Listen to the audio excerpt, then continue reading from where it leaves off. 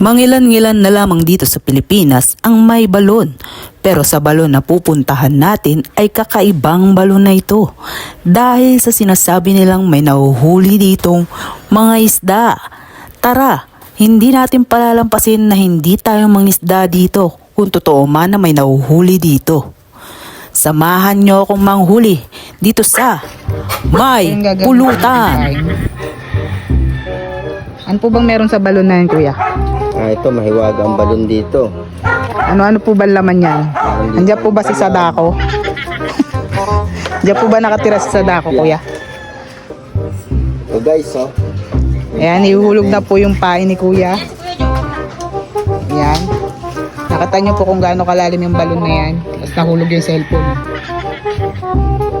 Ayan na. Maghihintay lang po tayo mga 5 minuto, guys. Naku, Hanggang may kinain na kumagad. Ang bilis naman, kuya. agad. Matako yung isda. Matakaw yung isda dyan. Wait lang. Ayan na guys. Ayan na. Ayan na po. May makagat na po. Si Sadako po siguro yan. O, di ba sinasabi ko sa inyo eh. May nakukuhan tilapia dito sa balon na to eh. Yan, yan. Buhay pa po. O, gumagalaw pa. Tumatalon pa yung isda. Ayan na. Ayan na guys. May pang-ulam na tayo.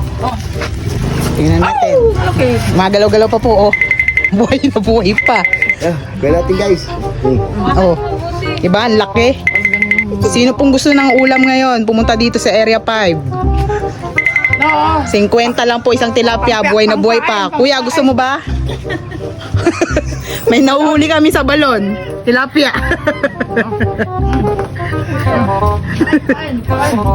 Nulog na po ulit yung pangalawang pain para sa pangalawang tilapia. Ito na. Ayan guys, may kumakagat na ulit. May nahuli na naman si kuya. O, di ba? Napakalaki na nahuli. Galing. Laki ng nahuli. Magalaw-galaw pa. Lumalangoy pa. Dahil dyan, susubukin din natin na manghuli. Kung may mahuhuli tayo guys.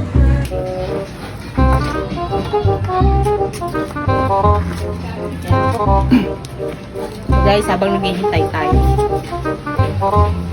Kailangan may makuha rin tayo guys. Mukhang may kumakagat na guys. Ayan na, bigat na po. Ayan na. O, tilapia din to guys. Hindi mo baka makaano. Ayan na. Magalaw pa guys. Oh. Buhay na buhay. Magalaw. Okay. May pangulam na tayo guys. At to, tingnan nyo, hiwa na din siya guys. Pwede na natin lagyan ng kamatis. Ang galing naman.